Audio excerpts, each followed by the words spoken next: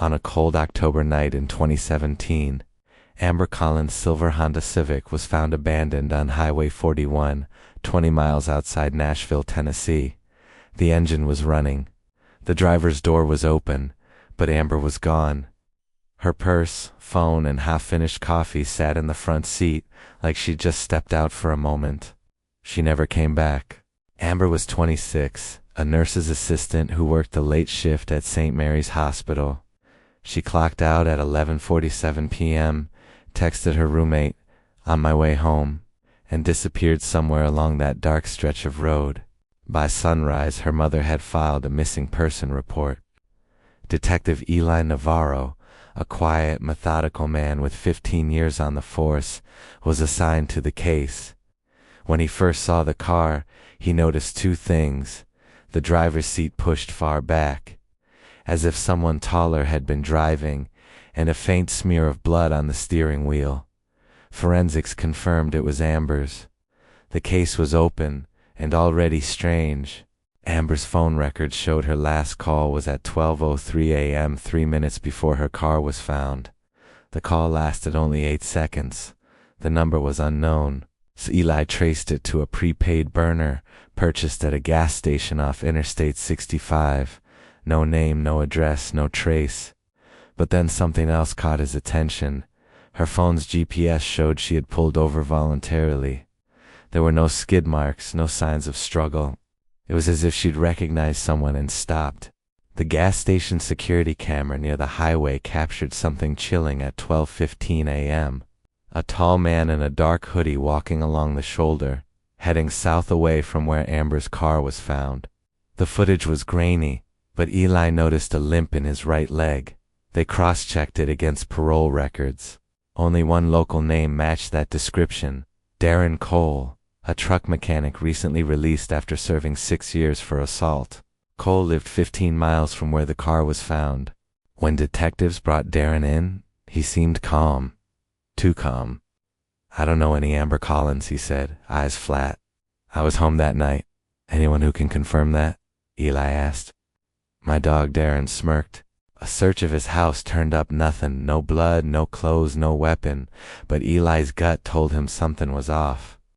Then forensics found Amber's car key in a drainage ditch behind Darren's workshop. No fingerprints, but enough to issue a warrant. They tore his property apart, but still no Amber. 3 weeks later, a fisherman on Reed Lake, 10 miles west of Highway 41, noticed something shiny in the shallows. It was a necklace, a small silver heart engraved A+M. Amber's mother confirmed it was hers. Divers searched the lake for 3 days. On the 4th, they found a black duffel bag weighted with bricks. Inside, Amber's hospital badge, her shoes, and a blood-stained jacket. DNA confirmed it. The blood matched both Amber and Darren Cole, but there was still no body. Just when the case seemed ready to close, Eli received a tip from an anonymous email. "You're looking at the wrong man. Check the footage again. There were 2 people on that highway." The email was traced to an old internet cafe in downtown Nashville.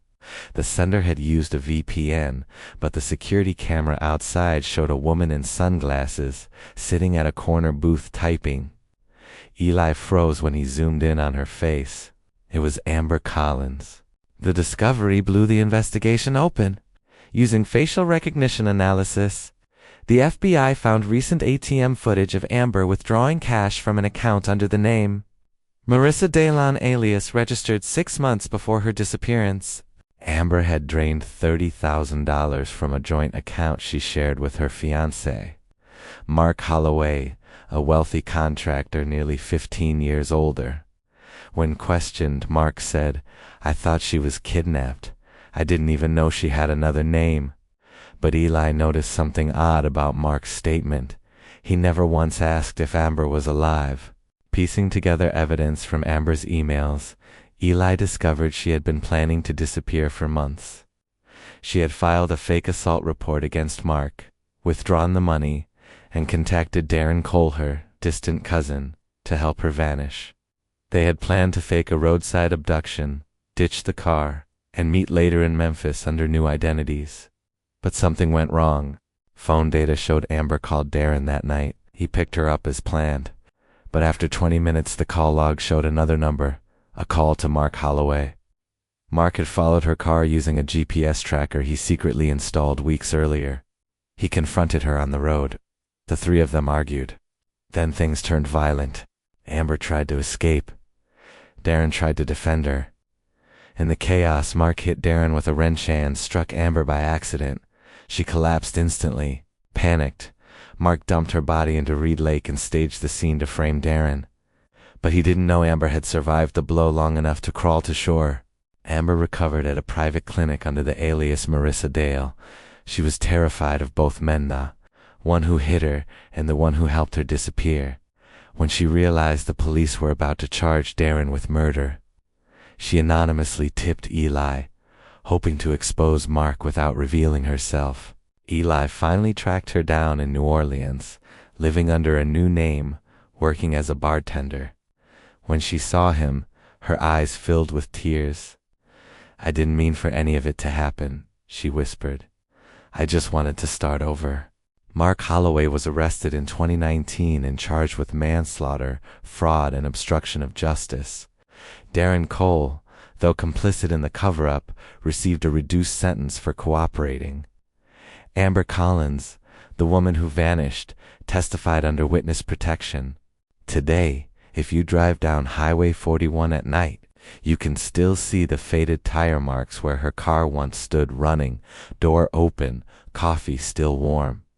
A reminder that not every disappearance is what it seems.